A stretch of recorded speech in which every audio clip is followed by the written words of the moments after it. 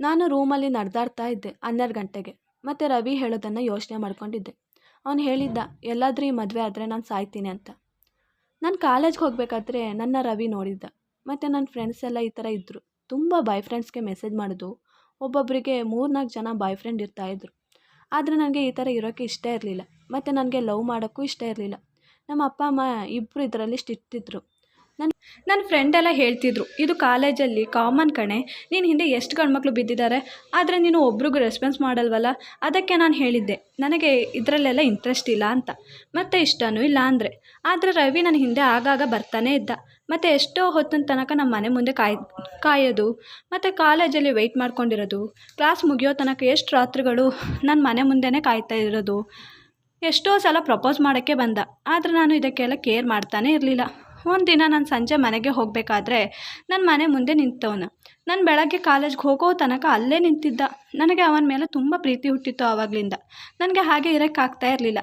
ಮತ್ತು ಒಪ್ಕೊಂಡೆ. ಹಾಗೆ ನಾವಿಬ್ಬರು ಅವತ್ತಿನಿಂದ ಲವ್ ಮಾಡ್ಕೊಂಡು ಅಲ್ಲೇ ಇಲ್ಲಿ ಸುತ್ತಾಡೋದು, ಮಾತಾಡೋದು, ಕಾಲೇಜ್ ಹತ್ರ ಮಾತಾಡ್ಕೊಂಡಿರೋದು ಮಾಡ್ತಾಯಿದ್ವಿ. ಒಂದಿನ ನಾನು ರವಿ ಮಾತಾಡ್ತಾ ಇರಬೇಕಾದ್ರೆ ಅಪ್ಪ ನಮ್ಮನ್ನು ನೋಡ್ಕೊಂಡು ಹೋಗಿದ್ರು. ನನಗೆ ತುಂಬ ಭಯ ಆಗಿತ್ತು, ಏನಾಗುತ್ತೋ ಮನೆಗೆ ಹೋಗಿ ಅಂತ. ನನ್ನ ಮನೆಗೆ ಕಾಲ್ ಮಾಡಿದ ತಕ್ಷಣ ಅಪ್ಪ ನನ್ನ ಕೆನ್ನೆಗೆ ತಪಾರ್ ಅಂತ ಹೊಡೆದ್ರು. ಮತ್ತು ಹೇಳಿದರು, ನಾನು ನಿನಗೆ ಇದೇನೇ ಕಳಿಸ್ಕೊಟ್ಟಿದ್ದು, ನಿನ್ನನ್ನು ನಾನು ತುಂಬ ನಂಬಿದ್ದೆ. ಆದರೆ ನೀವು ನನ್ನ ಬೆನ್ನ ಮುಂದೆ ಹೀಗೆ ಮಾಡ್ತಾ ಇದ್ದೀರಲ್ಲ ಅಂತ ಗೊತ್ತೇ ಆಗಲಿಲ್ಲ ಅಂತ ಹೇಳ್ತಾಯಿದ್ರು. ಮತ್ತು ಹೇಳಿದ್ರು, ಇನ್ನು ಮುಂದೆ ಅವಳು ಕಾಲೇಜ್ಗೆ ಹೋಗಬಾರ್ದು ಅಂತ.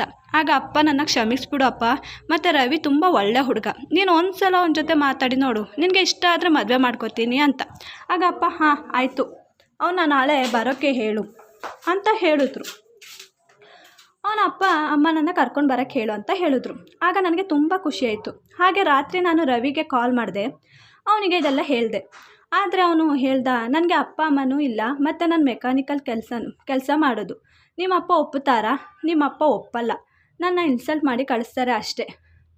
ಇನ್ಸಲ್ಟ್ ಮಾಡಿ ಕಳಿಸಿದ್ರೆ ಓಕೆ, ಪಕ್ಷ ನಿನ್ನ ಬಿಟ್ಟು ನನಗೆ ಇರೋಕ್ಕಾಗಲ್ಲ ಅಂತ ಹೇಳಿ ಕಟ್ ಮಾಡ್ದ.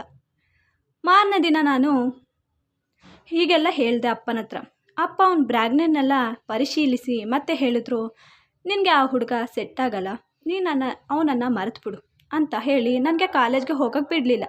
ಮತ್ತು ಅವ್ರ ಫ್ರೆಂಡ್ ಜೊತೆ ಮಾತಾಡಿ ಅವ್ರ ಮಗನ ಜೊತೆ ನನ್ನ ನಿಶ್ಚಯ ಮಾಡಿದ್ರು.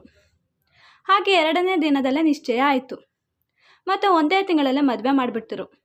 ಬೇಗನೆ ನಾನೇನು ಮಾಡಬೇಕು ಬಿಡಬೇಕು ಗೊತ್ತಾಗ್ತಿರ್ಲಿಲ್ಲ. ಮನೆಯಿಂದ ಹೋಗೋಕ್ಕೂ ಬಿಡ್ತಿರ್ಲಿಲ್ಲ. ರಾತ್ರಿ ರವಿಗೆ ಕಾಲ್ ಮಾಡಿದ ಅಪ್ಪನಿಗೆ ಗೊತ್ತಾಗ್ದೆ. ಅವನಿಗೆ ಇದೆಲ್ಲ ವಿಷಯ ಮೊದಲೇ ಗೊತ್ತಿತ್ತು.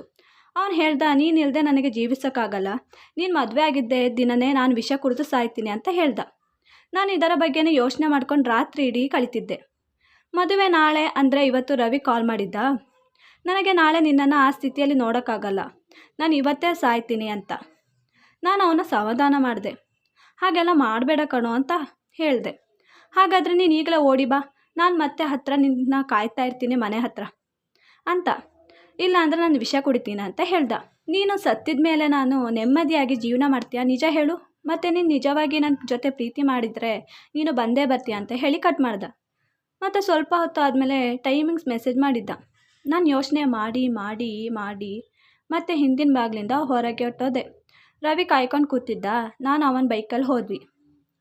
ಅವನೊಂದು ರೂಮ್ಗೆ ಕರ್ಕೊಂಡು ಹೋದ. ಅದರಲ್ಲಿ ಒಂದು ಬೆಡ್ರೂಮ್, ಒಂದು ಹಾಲ್ ಮತ್ತು ಕಿಚನ್ ಇತ್ತು. ಮತ್ತು ಹೇಳ್ದ, 2 ದಿನದಲ್ಲೇ ಮದುವೆ ಆಗೋದು ಅಂತ. ನಾನು ಹೇಳಿದೆ, ನಾಳೆ ಯಾಕಾಗಲ್ಲ ಅಂತ. ಅದಕ್ಕೆ ಅವನು ನಾಳೆ ಕೋರ್ಟ್ ರಜೆ ಇರುತ್ತೆ ಕಣೆ ಅಂತ ಹೇಳಿ ನನ್ನ ಹತ್ರ ಬಂದ. ನಾನು ದೂರ ಮಾಡಿದೆ. ಮತ್ತು ಹೇಳ್ತೆ, ಇದೆಲ್ಲ ಮದುವೆ ಆದಮೇಲೆ. ಆದರೂ ಅವನು ನನಗೆ ಹೇಳ್ದ, ಇನ್ನು 2 ದಿನದಲ್ಲಿ ಮದುವೆ ಆಗುತ್ತಲ್ಲ, ಇನ್ನೇನು ಇದ್ದರೂ ನೀನು ನನ್ನವಳು ಅಂತ ಮಾತಲ್ಲಿ ನನ್ನ ಜೊತೆ ಆ ದಿನ ರಾತ್ರಿ. ಮತ್ತು ಮಾರನೇ ದಿನ ಬೆಳಗ್ಗೆ ಎದ್ದೆ. ಮತ್ತು ನಾರ್ಮಲಾಗಿ ಹಸ್ಬೆಂಡ್ ವೈಫ್ ಹೇಗಿರ್ತೇವೋ ಹಾಗೆ ಇದ್ವಿ. 1 ವಾರ ಆಯಿತು. ನಾನು ಹೋಗಿ ಮದುವೆ ಆಗೋದಾ ಅಂತ ಎಷ್ಟೇ ಹೇಳಿದ್ರು ರವಿ ಜೊತೆ ಅವನು ಇವತ್ತು ಹೋಗೋದಾ ನಾಳೆ ಹೋಗೋದಾ ಅಂತಾನೆ ಇರ್ತಿದ್ದ.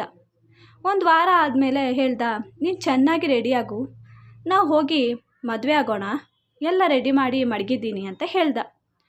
ನನಗೆ ತುಂಬ ಖುಷಿಯಾಯಿತು, ಮದುವೆ ಆಗ್ತಿದ್ವಲ್ಲ ಅಂತ. ಮತ್ತೊಂದು ಕಡೆ ದುಃಖನೂ ಆಯಿತು, ನಮ್ಮ ಅಪ್ಪ ಅಮ್ಮ ಇಲ್ವಲ್ಲ ಅಂತ, ಈ ಸಂದರ್ಭದಲ್ಲಿ, ಅದು ಮದುವೆ ಆಗೋ ದಿನದಲ್ಲಿ ಅಂತ. ಮತ್ತು ಅಂದ್ಕೊಂಡೆ, ಅಪ್ಪ ಅಮ್ಮ ಎಷ್ಟು ದಿನ ತನಕ ನನ್ನ ಹತ್ರ ಕೋಪದಂದಿರ್ತಾರೆ, ಹೋಗಿ ಕ್ಷಮೆ ಕೇಳಿದ್ರೆ ಕ್ಷಮಿಸಿ ಬಿಡ್ತಾರೆ. ಹಾಗೆ ರೆಡಿಯಾದೆ. ರವಿ ನನ್ನನ್ನು ಕರ್ಕೊಂಡು ಹೋದ ಬೈಕಲ್ಲಿ. ಆದರೆ ಅವನು ಕೋರ್ಟ್ ಹತ್ರ ಕರ್ಕೊಂಡು ಹೋಗಲಿಲ್ಲ. ಬದಲಾಗಿ ಒಂದು ಮನೆಗೆ ಕರ್ಕೊಂಡು ಹೋದ. ಅಲ್ಲಿ ಒಳಗಡೆ ಹೋದಾಗ ನನಗೆ ಅಲ್ಲಿ ಹೆಣ್ಮಕ್ಳನ್ನ ನೋಡಿ ನಾಚಿಕೆ ಆಯಿತು. ಅವ್ರ ಡ್ರೆಸ್ಸೆಲ್ಲ ಅಸಹ್ಯವಾಗಿತ್ತು.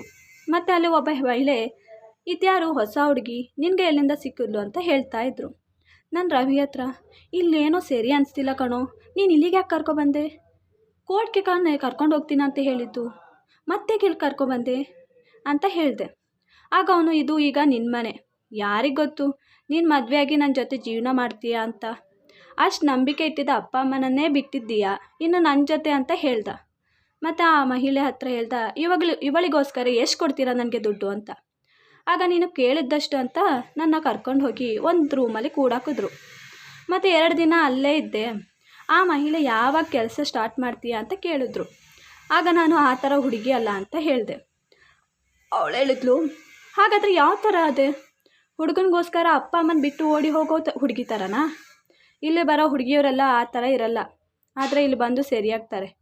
ಇವತ್ತೊಂದು ದಿನ ಟೈಮ್ ಕೊಡ್ತೀನಿ, ಒಪ್ಪಿಲ್ಲ ಅಂದರೆ ನನಗೆ ಇನ್ನೊಂದು ಥರನೇ ಹೇಳಿ ಮಾಡ್ಸೋಕ್ಕೆ ಗೊತ್ತು ಅಂತ ಹೇಳಿ ಹೋದರು. ಮತ್ತು ಮಾರನೇ ದಿನ ನಾನು ಎಲ್ಲದಕ್ಕೂ ರೆಡಿಯಾಗಿರೋ ಥರ ನಾಟಕ ಮಾಡಿದೆ. ಮತ್ತು ಅಲ್ಲಿಂದ ಯಾವುದೋ ಹುಡುಗನ ನನ್ನ ಕರಿತಿದ್ದಾನೆ, ಅಲ್ಲಿ ನೋಡಿ ಆಂಟಿ ಹೊರಗಡೆ ಅಂತ ಸುಳ್ಳು ಹೇಳಿ, ಇರಿ ಆಂಟಿ ನೋಡ್ಕೊಂಡು ಬರ್ತೀನಿ, ಅವನನ್ನು ಕರ್ಕೊಬರ್ತೀನಿ ಅಂತ ಹೋಗಿ ಹೇಳಿದೆ. ಅಲ್ಲಿಂದ ಮೆಲ್ಲ ಓಡಿ ಹೋದೆ. ಮತ್ತು ಓಡಿ ಹೋಗ್ತಾ ಇರಬೇಕಾದ್ರೆ ಆಟೋ ಸಿಕ್ತು. ಮತ್ತು ಅವ್ರ ಹತ್ರ ರಿಕ್ವೆಸ್ಟ್ ಮಾಡಿಕೊಂಡೆ, ಮತ್ತು ಅಡ್ರೆಸ್ ಹೇಳಿದೆ. ಹಾಗೆ ಅವರು ಬಿಟ್ಟು ಕೊಟ್ಟರು ನನ್ನ ಮನೆಗೆ. ನಾನು ನನ್ನ ಕುತ್ತಿಗೆ ಇಲ್ಲುವ ಮಾಲೆಯನ್ನು ತೆಗೆದುಕೊಟ್ಟೆ. ಆಗ ಅವರು ಬೇಡ ಬಿಡಿ ಅಂತ ಹೇಳಿ ಹೋದ. ಮತ್ತು ನಾನು ಮನೆಗೆ ಹೋದೆ. ಅಲ್ಲಿ ಅಮ್ಮ ಒಬ್ಬರೇ ಇದ್ದರು. ಮತ್ತು ಒಂದು ಫೋಟೋ ಹಿಡ್ಕೊಂಡು ಅಳ್ತಾ ಇದ್ರು ಪಾಪ. ನಾನು ಅಮ್ಮ ಅಂತ ಕೂಗಿದೆ. ಆಗ ನೀನಾ ಇಲ್ಲಿಗೆ ಯಾಕೆ ಬಂದೆ? ನೀನು ನಿನ್ನ ಅಪ್ಪನ ತಿಂದಾಯ್ತು, ಮತ್ತು ಈಗ ನಾನಿದ್ದೀನಿ, ಇನ್ನು ನನ್ನ ತಿನ್ನೋಕೆ ಬಂದಿದೀಯಾ? ನೀನು ಯಾಕಾದರೂ ನನ್ನ ಹೊಟ್ಟೆಲಿ ಹುಟ್ಟಿದ್ಯೋ ಅಂತ ಹೇಳಿ ಅಳ್ತಾ ಇದ್ರು. ಅಪ್ಪನಿಗೆ ಏನಾಯಿತು ಅಮ್ಮ ಅಂತ ಕೇಳಿದೆ. ಆಗ ನೀನು ಹೋಗಿದ್ದು ಅವಮಾನ ತಾಳಕ್ಕಾರದೆ ಅಪ್ಪ ಸೂಸೈಡ್ ಮಾಡಿಕೊಂಡ್ರು ಅಂತ ಹೇಳಿದ್ರು. ನಾನು ಕ್ಷಮಿಸ್ಬಿಡಮ್ಮ ಅಂತ ಹೇಳಿ ಕಾಲು ಹಿಡ್ಕೊಂಡೆ. ಎಷ್ಟೇ ಆದರೂ ನನ್ನ ಅಮ್ಮ ಹಾಗೆ ಕ್ಷಮಿಸಿದ್ರು. ಮತ್ತು ಅಲ್ಲೇ ಇದ್ದೆ, ಆದರೆ ಅಲ್ಲಿಯ ಜನರು ಜೀವನ ಮಾಡೋಕ್ಕೆ ಬಿಡ್ತಾ ಇರಲಿಲ್ಲ. ಅದು ಇದು ಅಂತ ಕೇಳ್ತಾನೇ ಇದ್ದರು. ನಾವು ಬೇರೆ ಕಡೆ ಶಿಫ್ಟ್ ಆದ್ವಿ. ಮತ್ತು ನಾನು ಜಾಬ್ಗೆ ಹೋಗ್ತಿದ್ದೆ.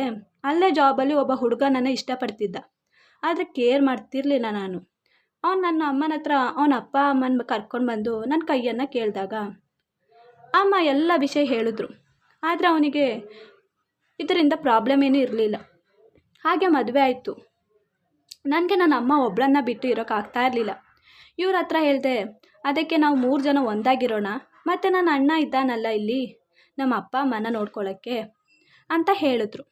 ಮತ್ತು ಸ್ವಲ್ಪ ದಿನ ಆದಮೇಲೆ ನನ್ನ ಫ್ರೆಂಡ್ ಫೋನ್ ಮಾಡಿದ್ಲು. ಮತ್ತು ಹೇಳಿದ್ಲು, ಅವನನ್ನು ಪೊಲೀಸ್ ಅರೆಸ್ಟ್ ಮಾಡಿ ಕರ್ಕೊಂಡು ಹೋಗಿದ್ದಾರೆ, ಮತ್ತು ಅವ್ನು ನಿನ್ನ ಜೊತೆ ಮಾಡಿದ ಥರ ಎಷ್ಟೋ ಹುಡುಗಿರ ಜೊತೆ ಮಾಡಿ ದುಡ್ಡು ಮಾಡ್ತಿದ್ದ ಅಂತ ಬಯಲಿಗೆ ಬಂದಿದೆ ಅಂತ ಹೇಳಿದ್ಲು. ನನಗೆ ಅವನಿಗೆ ಶಿಕ್ಷೆ ಸಿಕ್ತಲ್ಲ ಅಂತ ತುಂಬ ಖುಷಿಯಾಯಿತು. ಮತ್ತು ಅನ್ಕೋತಿದ್ದೆ, ಎಲ್ಲರಿಗೂ ಈ ಥರ ಗಂಡ ಸಿಕ್ಕಲ್ಲ, ಅದು ಇಷ್ಟು ಒಳ್ಳೆಯವನು. ನಾನು ಮಾಡಿದ ತಪ್ಪು ಅರಿತು ನನಗೆ ಒಂದು ಸಲನೂ ಇದನ್ನು ಹೇಳಿ ಟಾರ್ಚರ್ ಮಾಡ್ತಿರಲಿಲ್ಲ. ಮತ್ತು ನಮಗೆ ಹೆಣ್ಣು ಮಗು ಆಯಿತು. ಆಗ ನಮ್ಮಮ್ಮ ಅದ್ರ ಜೊತೆ ಆಟ ಆಡಿಕೊಂಡು ಅವ್ರ ದುಃಖ ಎಲ್ಲ ಮರೆತ್ಕೊಂಡು ಹೋಗ್ತಿದ್ದಾರೆ. ಈ ವಿಡಿಯೋ ಇಷ್ಟವಾದಲ್ಲಿ ಪ್ಲೀಸ್ ಲೈಕ್ ಆ್ಯಂಡ್ ಸಬ್ಸ್ಕ್ರೈಬ್ ಮಾಡಿ.